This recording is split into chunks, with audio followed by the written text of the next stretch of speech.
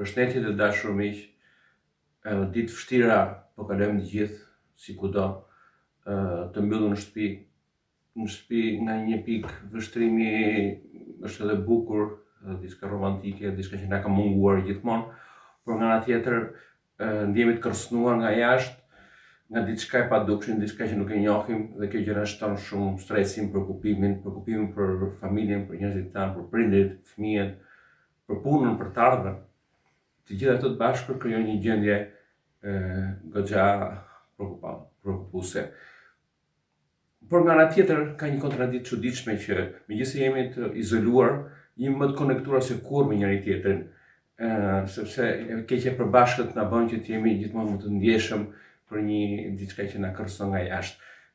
Dhe ky komunikim vjen me telefonin, me videon, me Skype-in, ndonjëherë me video që i dërgojmë njëri tjetrit në WhatsApp, video humori dhe humori është shumë i rëndësishëm sepse humori vret frikën.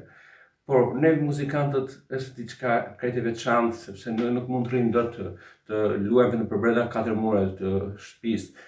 Pavarësisht se kjo është një punë jone e përditshme, por në profesionin ynë është për të komunikuar me tjerë. Gjithë keni parë muzikantët e balkoneve.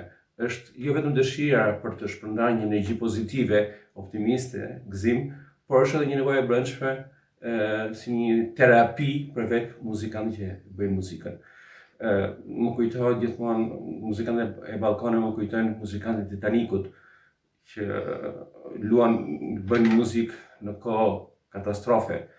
Pra, muzikantët sot janë praktikisht muzikantët e Titanikut modern. Nga ana tjetër, shpresoj që të dalim sa më parë nga kjo situatë e çuditshme surrealiste që më kujton nga pikturat e De Kirikos dhe shpresoj që siç thot Murakami që kur hyn në stuhi dhe del prej saj nuk je më ai person që ishe kur hyn në të. Pra shpresoj që të dalim nga kjo situatë më të mirë, më të mençur.